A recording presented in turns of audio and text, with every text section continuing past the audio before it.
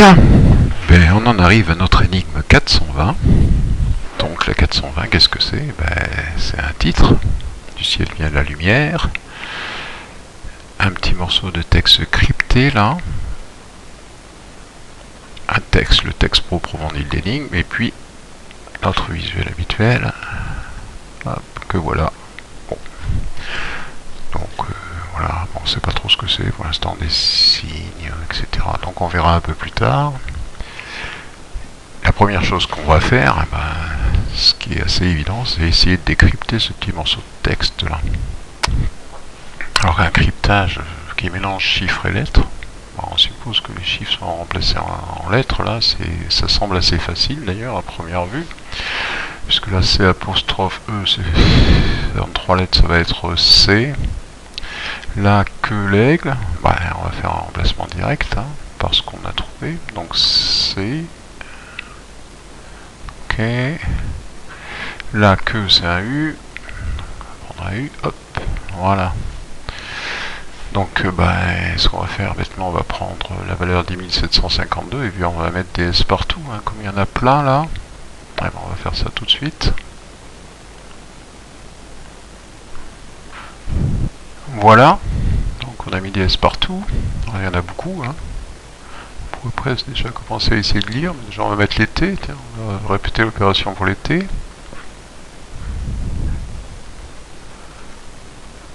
Puis pour les U, on refait la même chose. Voilà. Bon là on a déjà un peu rempli quand même, c'est pas mal. Alors, on peut commencer à essayer de lire. Alors c'est là que l'aigle.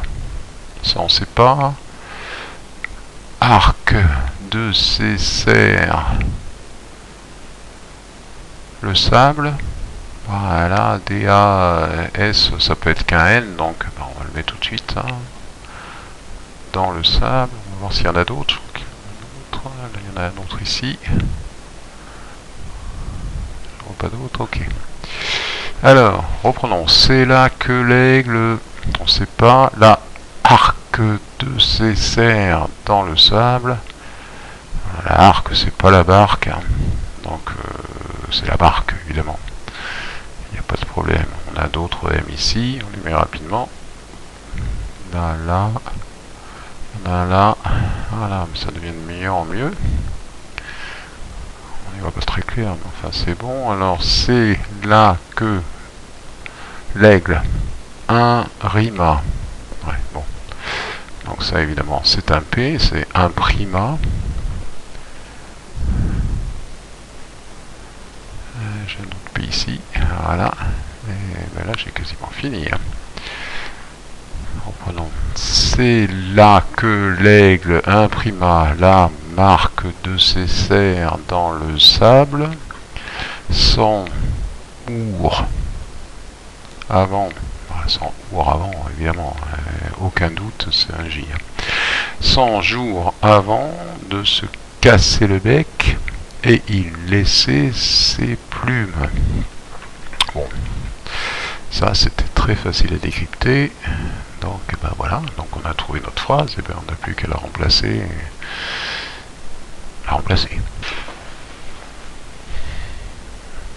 Donc ça donne ça. Ça me donne ça. C'est là que l'aigle imprima la marque de ses serres dans le sable, 100 jours avant de se casser le bec et il laissait ses plumes. Bien. Maintenant, qu'est-ce qu'il y a qui nous intéresse là-dedans? Est-ce qu'on peut extraire de là-dedans immédiatement? Bon, déjà, le là. Là, c'est évident. En fait, ça veut dire qu'on cherche un lieu, là. Le c'est là, ça veut dire que c'est un lieu. Après, l'aigle. Qu'est-ce que c'est l'aigle? En fait, déjà, on peut se rappeler quelque chose qu'on a identifié, même si on l'a un peu rejeté là, à la 500. C'est que notre point qu'on trouvait là sur l'orthogonale, il tombait pile sur Sainte-Hélène. Évidemment, quand on voit Sainte-Hélène et qu'on voit l'énigme suivante, l'aigle, inévitablement ça nous fait penser à Napoléon. Alors déjà, ça c'est bien. Et puis, on voit vite là que c'est là que l'aigle implique la marque de ses serres dans le sable. 100 jours, pareil, les 100 jours. Les les 100 jours, c'est une période, c'est la période qui correspond au retour de Napoléon de l'île d'Elbe jusqu'à sa nouvelle destitution là, par le retour de Louis XVIII. Donc ben, voilà, donc on sait que c'est l'aigle correspond à Napoléon et que cet épisode se passe pendant les 100 jours. Alors qu'est-ce que c'est la période des 100 jours? Eh bien c'est une période qui commencerait, alors suivant les historiens, elle peut commencer à Paris. À Paris le 20 mars 1815. Après, suivant les écrits toujours, il y en a qui disent les 100 jours ça commence en fait au débarquement de Napoléon à Golfe-Juan le 1er mars 1815, lorsqu'il rentre de l'île d'Elbe après avoir été exilé. Donc si on relit notre texte, c'est là que l'aigle imprima la marque de ce cerf dans le sable, effectivement. Imprima la marque de ce cerf dans le sable, ça serait plus intéressant de Golfe-Juan que Paris, parce que on sait qu'il débarque sur la plage de Golfe-Juan, donc il serait assez logique de prendre comme lieu en fait le lieu Golfe-Juan. Voilà, c'est ce qu'on fait, hein. En Golfe-Juan, on dit le la correspond à Golfe-Juan, lieu où Napoléon débarqua sur la plage en fait, et donc l'aigle imprima la marque de ses cerfs dans le sable. Et c'est le début des 100 jours. On dira que c'est notre début des 100 jours. Bien. Alors, on pourrait continuer. Et déjà, on va se poser une question. Parce qu'en fait, le premier mot de la suite de notre énigme, c'est alors. Alors, c'est un adverbe de temps. Ça peut être un adverbe de temps. Donc, on a peut-être intérêt à savoir quand c'est que ça se passe. Bon, a priori, ça peut dire c'est extrêmement simple. C'est le jour où il débarqua à Golfe-Juan. Ok. Donc, finalement, ce serait le début des 100 jours, suivant certains écrits, qui se passerait à Golfe-Juan le 1er 1815. Mars, pardon, 1815. Mais en fait, on peut aussi raisonner autrement. C'est qu'en fait, les 100 jours ici, c'est écrit comme si c'était un nombre de jours. Et on sait que les 100 jours, ça s'écrit finalement les 100 jours avec un tiret entre les deux, quoi. Finalement, c'est une période des 100 jours qui a un nom spécifique. Tandis que là, Max l'a écrit en fait comme un nombre de jours, 100 jours, quoi. C'est vrai qu'il nous fait penser à Napoléon, mais on peut aussi réfléchir autrement et dire, voilà, c'est un nombre de jours, donc c'est un nombre de jours avant que Napoléon se casse le bec, il laisse ses plumes. Alors, quand c'est que Napoléon s'est cassé le bec et a laissé ses plumes, finalement, c'est peut-être pas forcément la fin des 100 jours, ou c'est le retour de Louis XVIII, c'est vrai que, bon, du coup, Louis XVIII a pris sa place, mais bon, le jour où il s'est réellement cassé le bec et a laissé ses plumes, c'est plutôt à la bataille de Waterloo, où Napoléon s'est cassé le bec et a laissé ses plumes. Et la bataille de Waterloo, elle est le 18 juin 1815. Et du coup, si on part du 18 juin 1815 et qu'on remonte de 100 jours en arrière, donc 100 jours avant, on ne tombe pas le 1er mars 1815, on tomberait le 10 mars 1815. Et en fait, bon, personnellement, je suis partisan de garder cette date plutôt que la date de début des 100 jours. Parce que je trouve ça un peu plus malin que de prendre bêtement la date du début des 100 jours, qui en fait est contestable. Bon, elle n'est pas contestable au niveau de Golfe-Juan, c'est sûr. Mais je trouve ça légèrement plus intéressant. Et puis en fait, le fait qu'il ait choisi un nombre plutôt que de mettre un tiret, il aurait pu, ça peut nous pousser à choisir le 10 mars 1815. On verra si ça a un intérêt un peu plus tard. Donc je garde le 10 mars 1815. Donc globalement, ça nous dit que nous sommes, enfin, que ça se passe à Golfe-Juan le 10 mars 1815. Alors, donc le 10 mars 1815, prête un arc à Apollon. Alors qui est Apollon? En fait, Apollon, c'est pas très compliqué. C'est un dieu. Dieu grec, bon, qui a été repris par les Romains, mais on gardera le dieu grec. D'abord parce que originellement c'est un dieu grec. Ok, alors pourquoi est-ce que Max a choisi Apollon? On ne sait pas trop. On sait qu'il avait une prédilection pardon, pour l'arc. Donc c'est peut-être pour ça qu'il a choisi Apollon, on verra un peu plus tard.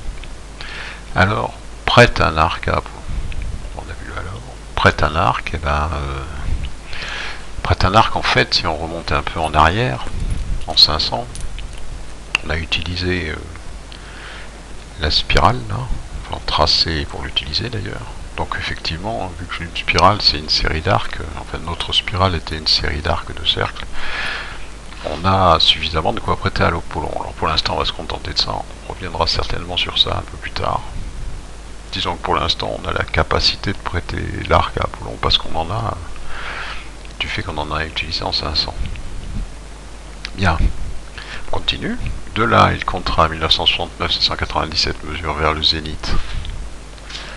Bien, de là donc, c'est Golfe Juan. Il, c'est Apollon bien sûr. Apollon, contrat 1969-697, donc on remarque déjà une précision exceptionnelle. Bien, mesure vers le zénith.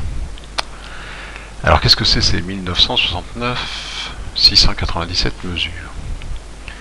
Alors la mesure on l'a déjà vue dans l'énigme précédente, et où il était question de mesure. Bon, en fait dans l'énigme précédente on avait utilisé le terme mesure d'ailleurs pour mesurer, et on avait trouvé, pour être exact, la valeur du pied. Donc on avait trouvé une valeur de pied qui était de 0,33 mètres. Bon, on peut rester sur le même principe et dire voilà, ici la mesure, eh ben, elle est de 0,33 mètres. Donc en fait, si on fait notre petit calcul, 1969 697 multiplié par 0,33, eh bien on tombe pile sur 650 mètres. Donc ok, bon, pour l'instant on va se contenter de ça, on dit de là, Apollon, contrat, 650 mètres vers le zénith. Alors qu'est-ce que c'est le zénith? Ben, le zénith, c'est la verticale de l'observateur, d'après le dictionnaire. Donc c'est assez simple, on regarde au-dessus de sa tête, et ben, on regarde le zénith, c'est la verticale de l'observateur. Bien. Donc on continue. On sait que Napoléon va compter 650 mètres au-dessus de sa tête. Et qu'est-ce qui se passe après? Eh bien, en une 46 millionième, 46 241 860 millionième fraction de jour sidéral. Eh bien, alors qu'est-ce que le jour sidéral? Eh ben, on va aller très vite. On regarde sur internet et on dit voilà, le jour sidéral c'est ça. 23h56 4 secondes. Ou alors 86 164 secondes. Pour mettre en secondes, c'est plus simple. Donc si on prend le 46 millionième 241 860 de 86 164 secondes, on va obtenir un temps. Bien évident que le jour sidéral, c'est le jour sidéral terrestre. On est à Golfe Juan, on va pas aller prendre le jour sidéral de Saturne ou de Pluton. Ok. Donc on va obtenir un temps. Bon, il suffit de faire la division, 86 164 divisé par 46 millions, etc. Et on obtient ça. On remplace directement. Voilà.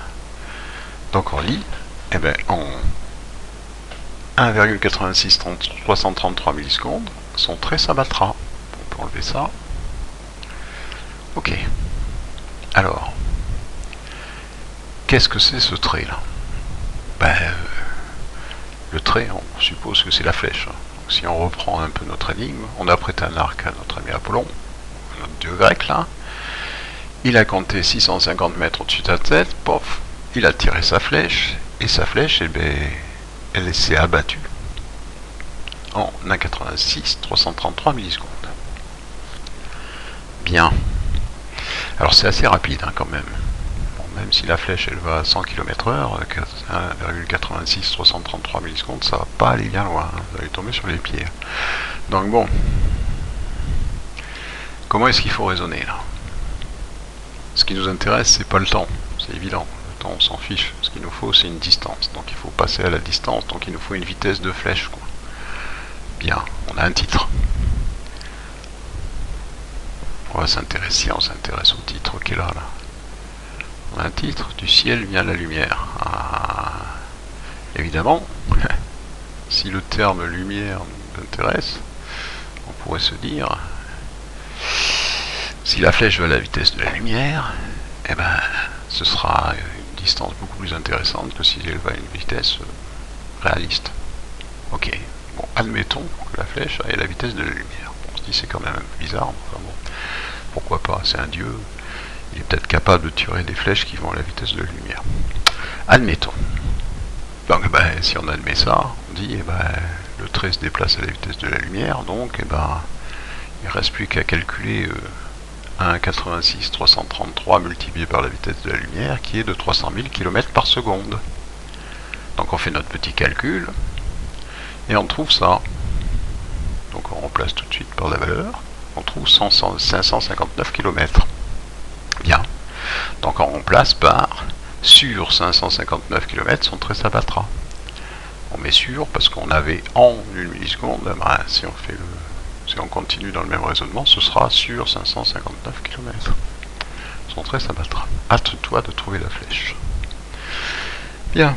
Alors voilà, ça y est, on pourrait dire qu'on a décrypté, ou plus ou moins trouvé améliorer notre histoire, là, donc on est capable maintenant de faire quelque chose avec ça. On sait qu'on prête un arc à Apollon, donc, okay. On sait qu'il compte vers le zénith, donc vers le haut, et que son trait ça va sur 559 km. On va faire un petit dessin, hein, on n'a plus que ça à faire. Donc on va mettre le sol là, hop, voilà un sol. On va mettre Apollon ici, ok. On va compter 650 mètres vers le zénith ici, hop. Et puis, hop, voilà, hop. Et puis voilà, hop, le et son trait s'abattra. Bon, ok. Bon, mais très bien. Là, déjà, on pourrait raisonner, ça suffit. On sait que ça fait 559 km, là, cette descente, là. On sait que ça fait 650 mètres, c'est ici, hein, c'est au-dessus de la tête de notre ami Apollon. Hein. Ça fait 650 mètres. Et hop, qu'est-ce qu'il y a de plus simple ici que de trouver cette distance? C'est de faire Pythagore, hein, puisqu'on a un triangle rectangle là. Le zénith, la verticale de l'observateur, ça fait un angle droit ici. Bon, 8. Et là, on a notre descente. On a un triangle rectangle. Ici 650, ici 559 km, cherchons cette longueur. Bon, on fait notre superbe calcul. 650 mètres au carré, plus 559 000 au carré, le tout racine. On trouve 559 000,377, je crois. Soit 37 cm d'écart entre celle-là et celle-là. Bon, là, on a un petit problème. Alors, quel était l'intérêt de cette phrase-là? On a du mal à voir. Parce qu'en fait, si on enlève ça et puis qu'on fait comme ça, on a 37 cm d'écart sur 559 km, ça tourne au ridicule. Donc, globalement, si Max nous a mis cette valeur, qui est exceptionnellement précise en plus, c'est pas par hasard. Hein. On va pas dire, voilà, on tire à 559 km, on est content, on cherche ce qu'il y a ici, c'est gagné, quoi. On a fini l'énigme. Ça doit pas être comme ça que ça marche. Alors, essayons de voir un peu comment ça pourrait marcher autrement. Bon, si c'est 650 mètres, il faut bien en faire quelque chose. Et si, par hasard, ces 650 mètres, au lieu d'être au point de départ, ils soient au point d'arrivée. On a un peu de mal à voir comment il compte vers le zénith, mais on pourrait dire, Apollon, il compte vers le zénith à 559 km de là. Il compte 650 mètres. Donc ça voudrait dire, si on poursuit notre raisonnement, que qu'est-ce qu'on a? Là, on a une espèce de truc, là, une montagne, là, ou quelque chose qui fait 650 mètres de haut. Voilà, on dit, voilà, ça fait 650 mètres de haut. Notre ami Apollon, il prend son arc, il vise, il tire là-haut, plouf. Et ça fait 559 km. Donc là, effectivement, on se fout de la différence des 650 mètres, puisque là, ça fait quand même 559,3 et des poussières. 559 000,3 donc mètres. Et donc, on peut oublier ce détail. Donc là, il tirerait vers quelque chose qui a 650 mètres. C'est une possibilité. Apollon ferait ça. Seulement, il y a un petit problème. notre Apollon il est au niveau de la mer, là. Lui il est à 0 là. Pour tirer à 650 mètres, même si c'est à 559 km, son trait il va pas s'abattre. C'est impossible. Si son trait s'abat, eh ben, il aurait tendance à aller sous la terre et pas... Ou alors, ici, là, hop là, comme ça, hop. Certainement pas à 650 mètres. Donc là, ça correspond pas bien à notre énigme. Alors non, ça peut pas être comme ça, c'est pas possible. Sinon, Max aurait pas mis cette phrase, son trait s'abattra. Si je reste formel, je dis, voilà, mon trait, il s'abat. Hop. Là, il s'abat, le trait, pas de problème. Là, mon trait... il va de haut en bas, pas de bas en haut, hein. Ça marchera pas. Donc globalement, si mon trait, si je raisonne un peu plus loin, je dis voilà, mon trait il s'abat, donc il descend de haut en bas, à la vitesse de la lumière. Et si j'ai un titre qui dit du ciel vient la lumière, ben, si je fais la corrélation entre cette histoire de s'abattre et du ciel vient la lumière, je dis mon trait il s'abat du ciel. Voilà. Il s'abat du ciel. Ben, comment c'est possible ça? Eh ben déjà, qu'est-ce qui s'abat à la vitesse de lumière du ciel? Hein, le plus simple, hein, le plus évident, les rayons du soleil. C'est pas la peine d'aller chercher midi à 14h. Si on reste un petit peu logique, si on dit quelque chose s'abat à la vitesse de la lumière en venant du ciel, eh ben, c'est les rayons du soleil. Donc effectivement, nos rayons du soleil, ils répondent bien, enfin, ils répondent très bien du ciel vient la lumière, et en plus, ils ont un avantage, c'est qu'ils s'abattent à la vitesse de la lumière. On a quand même utilisé la vitesse de la lumière pour calculer la distance, donc il faut bien que ce soit quelque chose qui se déplace à la vitesse de la lumière. Donc les rayons du soleil, eh ben, eux, se déplacent à la vitesse de la lumière. Donc en fait, du coup, maintenant, ben, qu'est-ce qui nous intéresse de savoir? Eh ben, où se trouve notre soleil? Ce serait quand même très intéressant. Et du coup, notre datation, elle prend un intérêt aussi. Si on dit on est le 10 mars, bon, c'est sûr, on va oublier le 1815, parce que qu'on soit en 1815 ou en 1993, pardon, je vais dire 2017, mais il faut dire 1993, on va pas trop s'intéresser à la précession des planètes, parce que bon, là on n'est pas sorti. Donc on va dire qu'on soit le 10 mars 1815 ou le 10 mars 1993, c'est la même chose, donc on s'intéresse au 10 mars, à Golfe-Juan. Finalement, là, le lieu aussi a une importance, parce qu'en fait, ce qu'on va chercher à savoir, c'est où se trouve le soleil dans le ciel, le 10 mars, en particulier à Golfe-Juan, pour savoir comment vont se diriger les rayons du soleil, et voir un peu comment ils s'abattent. Bon. On sait que l'équinoxe de printemps, c'est le 20 mars, le 20 ou le 19 mars. Et à l'équinoxe de printemps, les rayons du soleil sont parallèles, tombent parallèles à l'équateur terrestre.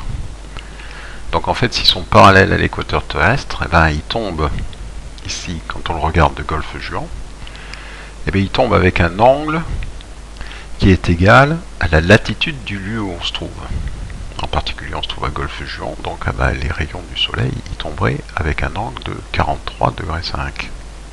Ici, si je prends entre ici, Golfe-Juan, hop, là, voilà, par exemple, hop, là, Golfe-Juan, je vais à la verticale ici, je prends un rayon du soleil, et il va tomber comme ça, avec un angle ici qui fera 43,5 degrés. Ok. Donc déjà par là, si je parle du principe que mon soleil ici me fournit un angle ici de un rayon qui tombe avec un angle de 43,5 degrés, je pourrais presque ici dire ah bah, la mesure d'ici, partant d'ici, du zénith jusqu'à mon point d'arrivée, qui fait 559 km, et bien avec un angle de 43,5 degrés, je pourrais trouver cette valeur.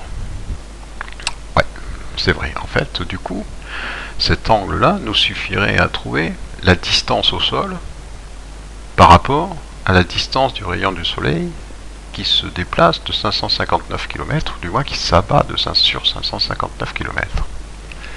Bien. Et le problème, c'est que nous, on n'est pas le 20 mars, on est le 10 mars. Ouais, donc c'est pas tout à fait 43,5 degrés. Hein. Bon. Aujourd'hui, ben, on regarderait sur internet, on traperait ça sur internet et on trouverait tout de suite l'angle que fait la descente du soleil, la descente de la lumière à Golfe-Juan. Bon, comme on est en 1993, faut être un peu plus... C'est un peu plus compliqué. Donc ben, si on se renseigne, on apprend que la course du soleil suit à peu approximativement une sinusoïdale d'amplitude 23,5 degrés qui correspond à l'inclinaison de la Terre par rapport au soleil. Et si on fait le calcul, donc on obtiendrait ici non pas 43,5 degrés, mais on aurait une variation et on varierait donc à 47 degrés approximativement. Et on verra que c'est un peu gênant. Donc, finalement le soleil serait plus par là, donc notre trait descendrait un peu plus comme ça, voilà, globalement.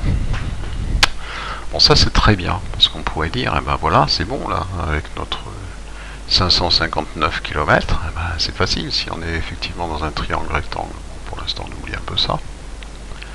Hop.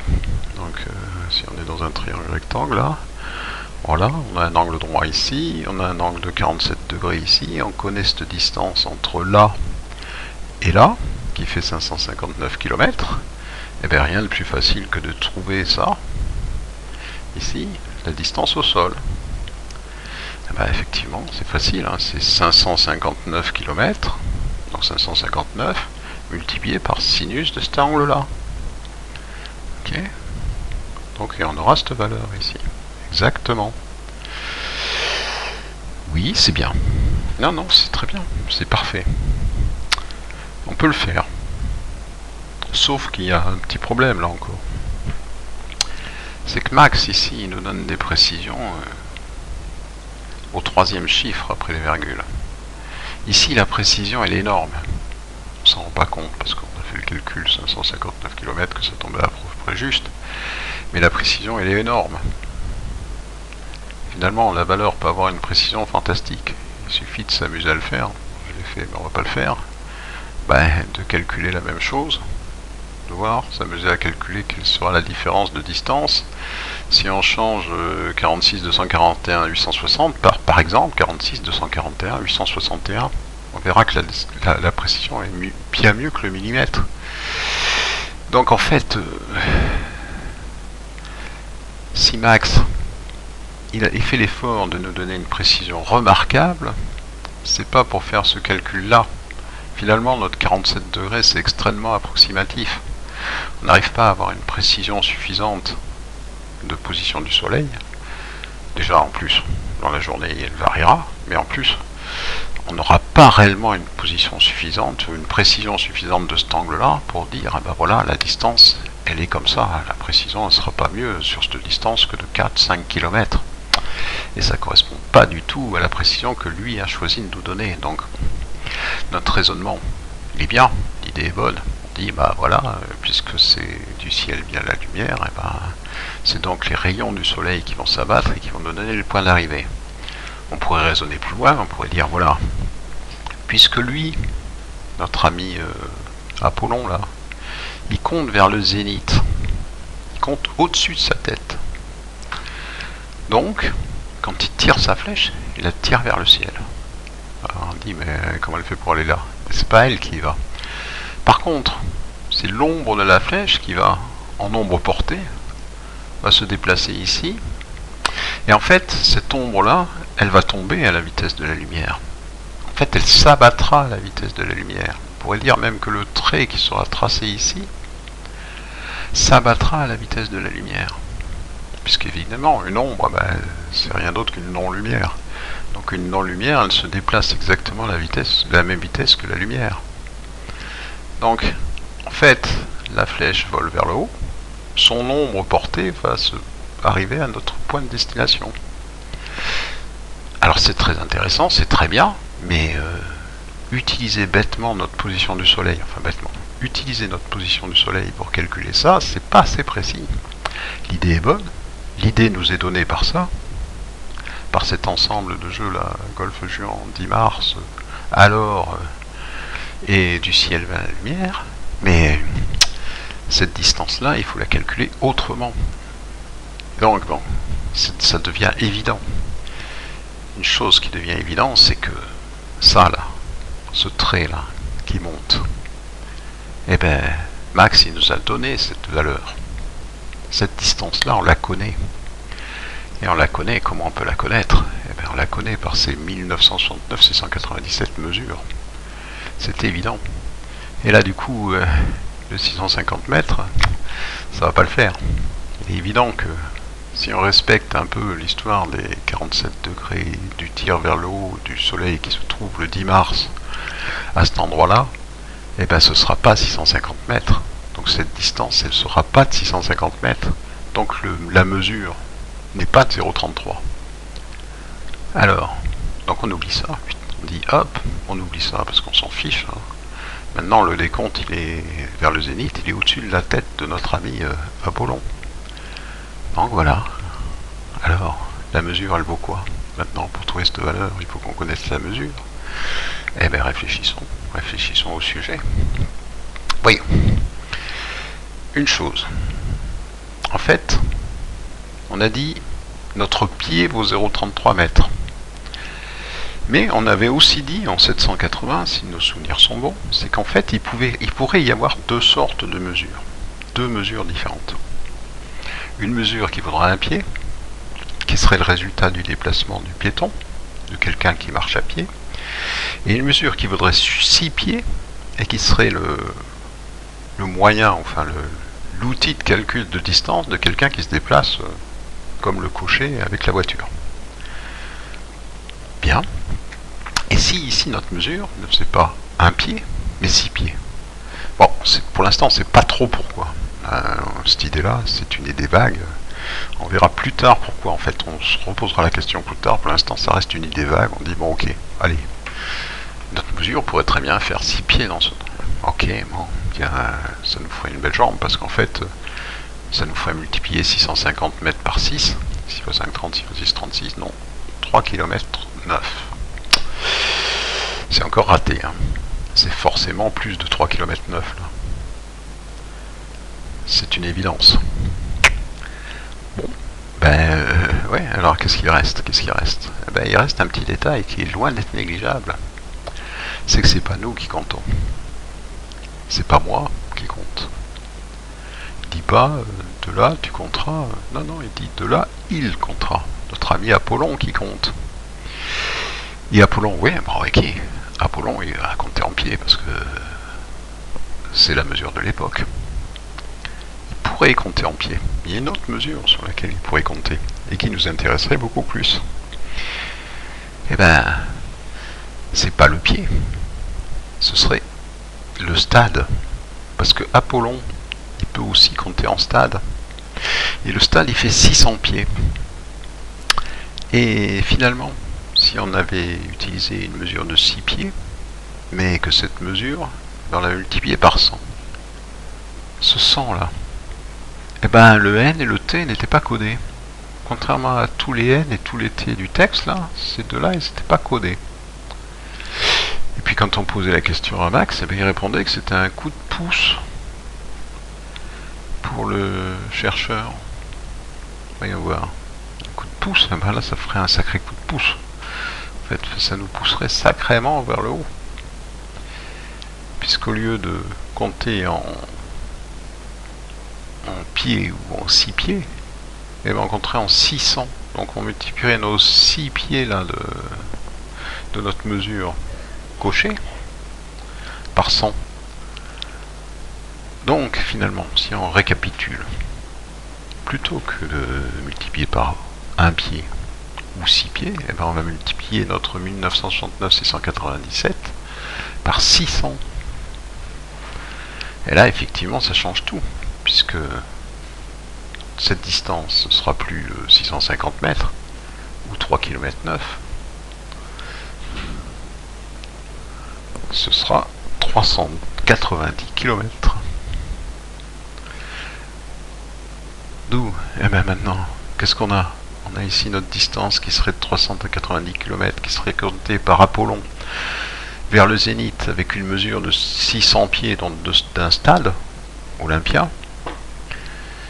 On aurait ici une distance qui se descendrait là notre ombre portée descendrait sur 559 km, qui nous permettrait de tasser ce trait là. Et finalement, il ne nous reste plus qu'à trouver la distance qui sépare Apollon du point d'arrivée de la flèche là. Allez, appliquons Pythagore sur ça là, 390 au carré, enfin plus exactement 559 au carré moins 390 au carré, le tout racine, ça nous donne la distance ici, qui est de 400 km, plus exactement c'est 400,4. On pourrait dire il faut avoir une précision remarquable. Sur la carte, on va avoir du mal à sortir les virgule 4. Donc on va se limiter à 400 km. Bien. Voilà. Donc voilà, c'est très bien. Dans ce sens-là, dans notre vision là, de profil, là, on sait qu'on se déplace sur 400 km. Donc Apollon, il y a 400 km. Seulement il tire vers où maintenant? Doit-on faire un cercle sur la carte de 400 km et chercher tous les points possibles sur la carte? Soyons raisonnables, ce serait complètement idiot. Donc maintenant le tout c'est de savoir dans quelle direction il tire. Bien, quand on parle direction dans notre jeu, on a déjà une petite idée. On se rappelle on l'a dit 10 fois, mais on va le redire, qu'on utilise la 580 comme boussole qui nous permet de nous diriger à chaque énigme. Du moins on le suppose. Donc Épernay, ça nous a amené à Carignan. Forbach, on ne sait toujours pas où ça nous a amené, mais enfin on l'a tracé quand même en 600. Gérard Mer nous a amené sur l'orthogonale de Carignan. Et maintenant, on va continuer dans l'ordre, bêtement, puisqu'on a dit qu'il y avait une relation d'ordre entre la 580 et l'ordre des énigmes. On a l'énigme qui est qualifiée 7 dans la baie. On va utiliser Héricourt. Héricourt qui vaudra 7. Donc notre direction, pourquoi ce serait pas Héricourt? D'ailleurs, Héricourt ça commence par un H. En fait, si on a une position du soleil dans le ciel, le 10 mars, pour avoir les directions, le plus simple, c'est de prendre l'heure H. Donc Héricourt. Bon, ça c'est un petit peu d'humour, en quelque sorte. Bon, et puis, donc, qu'est-ce qui pourrait nous confirmer ça? Alors, on va peut-être déjà un peu s'intéresser à notre visuel qu'on n'a jamais regardé. On a fait toute notre énigme sans s'occuper du visuel. C'est peut-être dommage, hein. Qu'est-ce qu'il y a de beau dans ce visuel? On a déjà ça. Et ça nous fait penser à mesurer une distance, en fait. Ce compas, là. Certains diront tracer un arc de cercle, moi je dirais plutôt mesurer une distance. Une bande de compas à pointe sèche. Le L pourrait être Napoléon. Donc le point de départ de Golfe-Juan, puis notre tracé.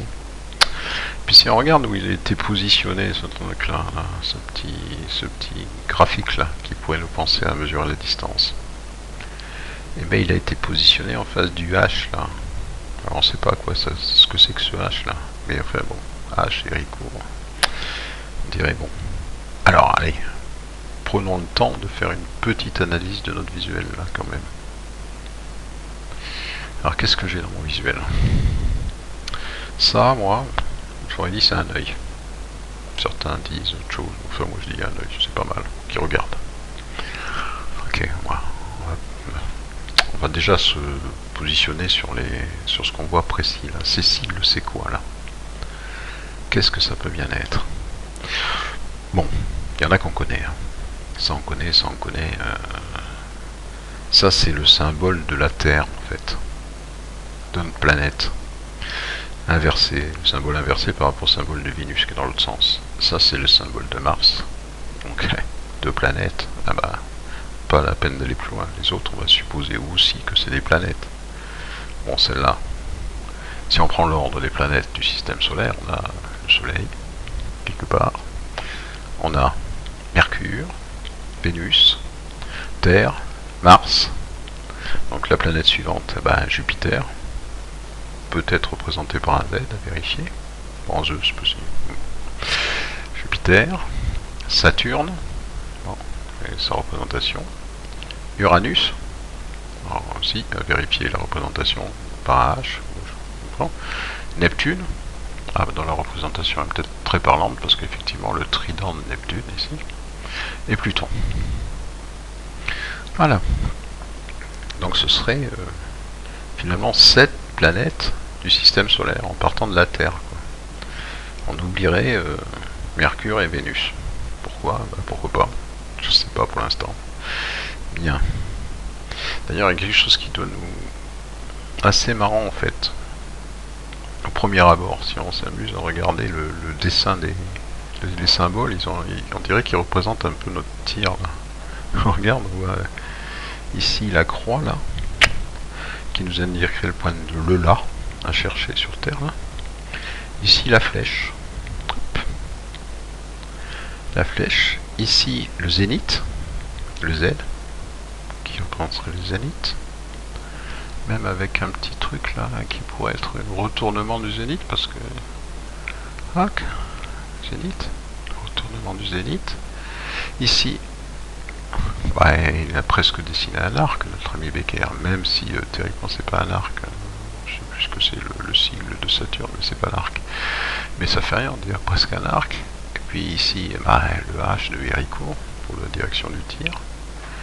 Du coup ici on sait pas trop, hein. Neptune on voit pas, le trident bon, ok, et Pluton on voit pas non plus, ça arrêterait là, enfin, on pourrait presque faire le lien.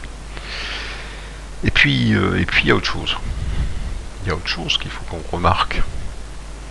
Finalement Terre ça commence par un T, Mars par un M, Jupiter par un J, etc. Et il y a quelque chose qui doit tout de suite nous titiller là, si je veux dire ça, là, que je regarde un peu ce qu'il y a dessous là. Hop. En fait, le T il a été remplacé par 365. 365, c'est la période de révolution en jour de la Terre autour du Soleil. Donc, T ce serait Terre. Et puis si on recherche les périodes des révolutions des autres planètes, on s'aperçoit très vite que le S là c'est Saturne et sa période de révolution autour du Soleil il est de 10 752 à peu près. De même pour Uranus, sa révolution autour du Soleil elle est de 30 600 quelque chose, 30 700, enfin dans ces eaux là. Donc ça correspondrait bien. Idem pour Mars, ainsi de suite, idem pour Pluton. Donc en fait, on s'aperçoit vite que finalement le cryptage ici, c'était de mettre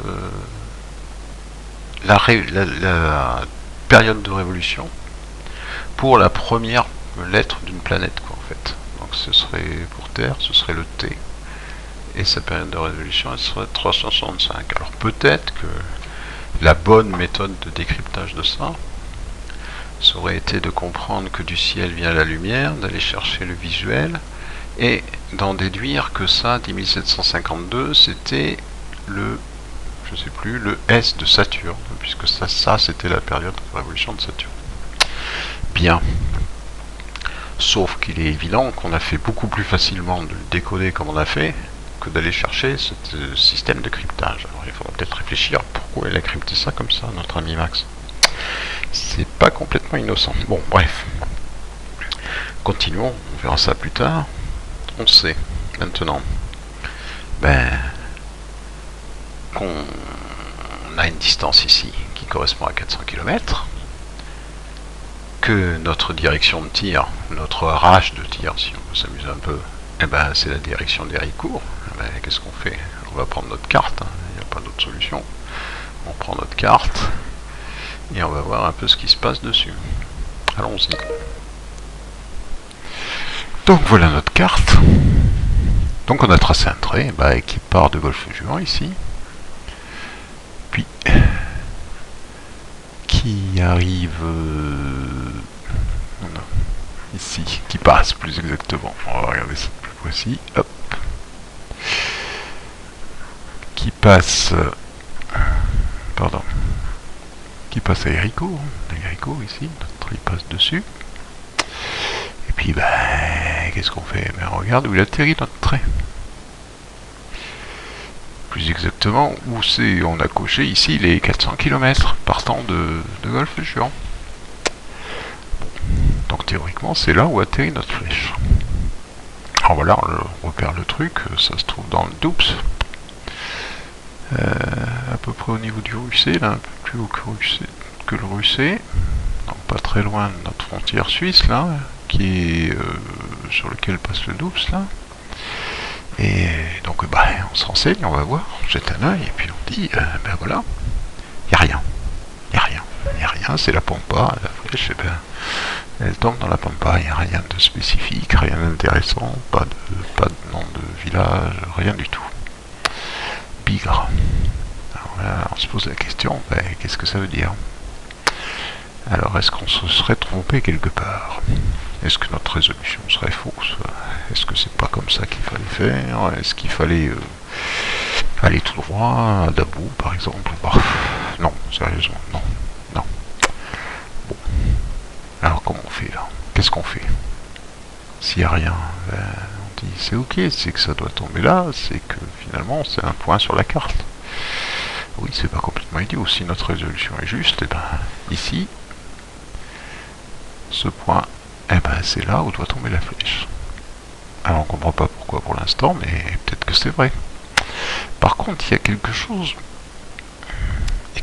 qu'on a quand même récupéré d'avant. Avant, là, en 500, on avait sorti des choses, en particulier du 6e item de la charade 530, on avait dit, bah, aux limites de l'éternité se cache, on avait décomposé, puis on était arrivé à se dire, bah, peut-être que finalement, on pourrait aller jusqu'au bout de la décomposition et finir par aux limites se cache. Et puis, du coup, bah, là, on regarde un peu notre carte, ce qu'on ne devrait pas faire, parce que c'est pas la solution, elle ne devrait pas venir comme ça, et on verra qu'elle vient pas comme ça plus tard, enfin, pour l'instant, ce qu'on fait, c'est qu'on dit, bah tiens, là on passe aux limites, hein. Effectivement, on passe sur la frontière, là on passe aux limites. Aux limites, là il y a le Doubs, là, bah, et si par hasard quelque chose se cachait là, puisque finalement, on a aux limites se cache, et puis il y a ce lien entre le aux limites se cache, et puis il y a quelque chose d'autre qui se cache, là, c'est la clé qui se cache, ou quelque chose comme ça. Ah ben... Ouais, par curiosité, ben on va aller voir là. Là, c'est intéressant d'aller voir là parce qu'en fait, c'est facile. Et ben, on va jeter un œil là-dessus. Bien, ben, c'est ce qu'on va faire. Hein.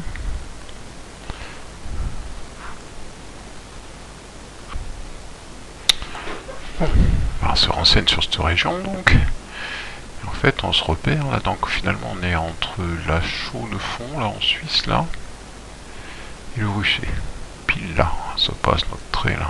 Eh ben, c'est facile, on va prendre notre document habituel de référence là, qui n'est pas vraiment de référence mais d'usage courant plus exactement, qui est notre atlas routier. Ben, on va chercher cette zone là et voir ce qu'on trouve là en fait. Bon, on le fait, c'est parti. Hop, nous voilà dans notre atlas routier. Alors qu'est-ce qu'il nous dit notre atlas routier là-dessus? On peut peut-être l'avoir un petit peu plus grand, c'est pas gagné, mais je vais essayer. La rue c'est là, je me fous ici, hop, c'est pas loin. Voilà. Donc on voit le ruisseau là-haut. La chaux de fond ici, et effectivement notre trait, bah, il passait bien entre les deux quoi. Et bah, il passait là en fait. Ah bah là qu'est-ce qu'on voit? Bah, pas grand chose, donc on a le Doubs là. On voit le Doubs. Là, par là, on doit avoir le barrage du Châtelot, là, dans ces coins-là. Ok. Et puis là, ben là, on a un truc, là. Bon, on se renseigne un peu sur la région, c'est peut-être intéressant de le savoir. En fait, on s'aperçoit que sur le Doubs, eh ben, sur cette partie du Doubs, il y a beaucoup d'usines électriques, en fait, de petites centrales hydroélectriques, là. Donc, il y en a 2, 3, là, qui sont répartis tous les 10 km, à peu près. Avec en général un petit barrage et puis hop, une centrale hydroélectrique derrière. Bien, bah, qu'est-ce que ça peut faire ça? Qu'est-ce que ça peut être ça? La particularité qui est intéressante, c'est que finalement, eh ben, c'est sur l'eau. C'est sur l'eau puisque c'est sur le Doubs, centrale là. Évidemment, Si on fait le lien entre aux limites se cache et la clé se cache sur un navire noir perché, est-ce que c'est pas ce truc là, ce truc qui serait sur l'eau là, sur le Doups, qui se cacherait là, ou plus, non, plus exactement sur lequel se cacherait éventuellement une clé. Bon, comme on n'a pas grand chose, eh ben on va dire que c'est ça. On va pas hésiter, on va dire, eh ben voilà. Finalement, notre navire noir, bon, perché c'est peut-être un grand mot, non, on va pas garder même le terme perché, on va dire notre navire noir, et ben c'est cette centrale hydroélectrique là, sur le Doups, qui doit s'appeler la centrale hydroélectrique du Châtelot. Et on va dire, ben voilà, ça c'est notre navire noir. Alors le noir, pourquoi noir? Ben, c'est une question. Bon, si on s'intéresse un peu à l'étymologie du Doups, de la rivière Doups, et ben on apprend que, en fait, Doups, ça vient du celte et ça signifie noir. Bon, est-ce que c'est suffisant pour qualifier de noir notre navire? Voilà, c'est pas évident. Enfin bon, pour l'instant, ben, ce sera notre réponse, on va dire. Voilà, ce qu'on devait trouver. Et ben, c'est notre flèche qui doit se trouver quelque part par là. Et notre navire noir qui est en fait la centrale hydroélectrique du Châtelot sur le Doups. Voilà. On va dire, bah voilà, très bien. Donc maintenant, ben, on aurait presque résolu l'énigme. On aurait fini, puisqu'on a trouvé ce qu'on cherchait, la flèche. Et en plus, on aurait identifié quelque chose qui pourrait très bien être le navire noir. Alors, est-ce que c'est suffisant? Est-ce qu'on peut dire, bah là, ça y est, bah voilà, parfait, on a fini notre énigme?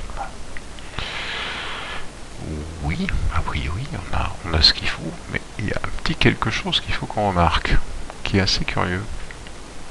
C'est pas moi qui l'ai remarqué, hein. Je me suis contenté de l'emprunter aux gens qui l'ont trouvé. Bon. C'est ça. En fait, ça. Oh, est-ce que ça loge mon affaire? Voilà, ça. Et ben on s'aperçoit un truc assez bizarre en fait. Si on fait la somme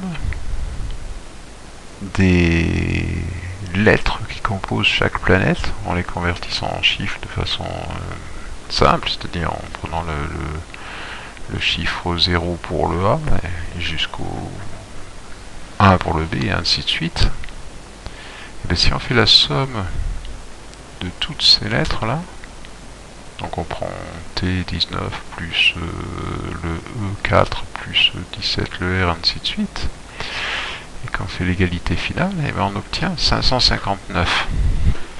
Ah, bon, bah, 559, si on se souvient bien, c'est notre distance ici, 559. Alors, est-ce que c'est une coïncidence? Oui, peut-être. Peut-être que c'est une coïncidence, il pourrait y en avoir d'autres, il y en a beaucoup dans le jeu des coïncidences. Alors, c'est peut-être une coïncidence. Mais, on va quand même garder, le garder en souvenir, cette histoire. On va même plus exactement garder une phrase qui correspond à ça. En fait, on va supprimer ça, et puis on va garder surtout d'ailleurs cette phrase-là. On va dire, bah voilà, tiens, ça c'est pas mal ça. La somme des lettres des planètes donne la distance. On verra plus tard pourquoi. Mais on va le garder. Sans hésiter. Voilà. Bon, ben en fait, on a fini notre énigme. Hein. On voit pas qu'on peut sortir de plus de là-dedans. Donc on a trouvé comme résultat l'énigme. Comme solution. On a trouvé la flèche qui se trouve à peu près à hauteur du rue C et 5 km à peu près en amont, enfin sur la même ligne que la flèche, Et on a trouvé ce qu'on appellera le navire noir perché. Bien qu'il ne soit pas perché, hein. Je crois que perché, il faudra l'oublier un peu plus tard, ou le retrouver plus tard dans d'autres circonstances. Voilà. Et on gardera la somme des lettres des planètes donne la distance avant de passer à l'énigme suivante, la 560. Voilà.